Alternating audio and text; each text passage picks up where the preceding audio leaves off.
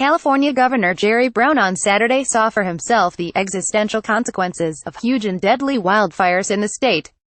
He did so having told network TV that Donald Trump did not appreciate that actions such as withdrawing the U.S. from the Paris climate deal might contribute to more such devastating events. Firefighters continued to battle 6 wind-whipped blazes that authorities said on Sunday have destroyed more than 1,000 homes and other buildings. The fires have also forced more than 200,000 people to flee and choked the air across much of the region.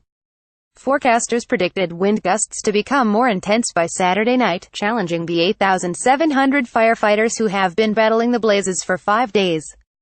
Brown surveyed damage from the Thomas Fire and met emergency management officials and residents. "This is the new normal," he said.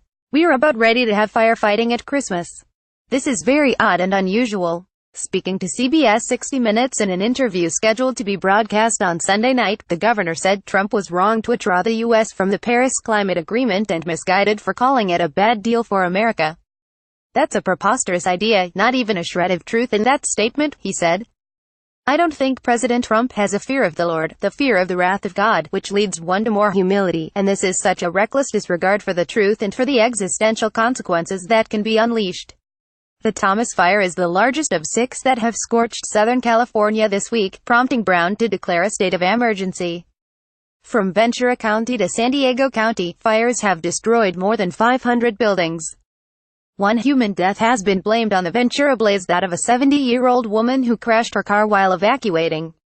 A 500-stall stable for thoroughbred race horses at San Luis Rey Downs training site burned late on Thursday, the Los Angeles Times reported. An estimated 25 to 30 horses died, in addition to 29 horses killed in LA earlier in the week. A trainer suffered second- and third-degree burns over half her body trying to rescue horses, the newspaper said.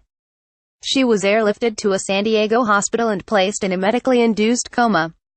Fires have put property worth billions of dollars at risk after wildfires in the northern part of the state in October resulted in insured losses of more than $9 billion.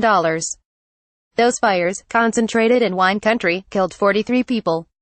Firefighters were on high alert for dangerous fire potential even before the first blazes broke out. On the 1st of December, they began planning for extreme winds forecast in the week ahead. Burned homes and cars become visible in Bonesall.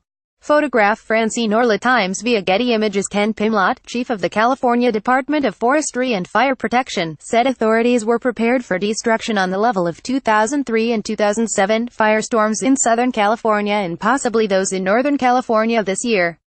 By Monday, they had moved fire crews from the northern part of the state as reinforcements and marshaled engines, bulldozers and aircraft.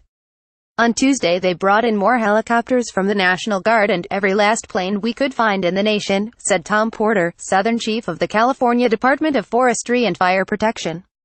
The military provided C-130 planes for water drops, said Mark Gallarducci, director of the California Office of Emergency Services. More than 290 fire engines came from Montana, Utah, New Mexico, Idaho, Arizona, Oregon and Nevada. But once flames met ferocious winds, crews were largely powerless to stop them. Even fire-attacking aircraft were helpless while being grounded at times because of night-high winds or smoke. Winds forecast for later on Saturday potentially put the fires that are currently burning at risk of spreading, said Lynn Tolmachoff, spokeswoman for California Department of Forestry and Fire Protection. On Friday, Trump issued an emergency declaration allowing counties affected by the wildfires to receive federal assistance.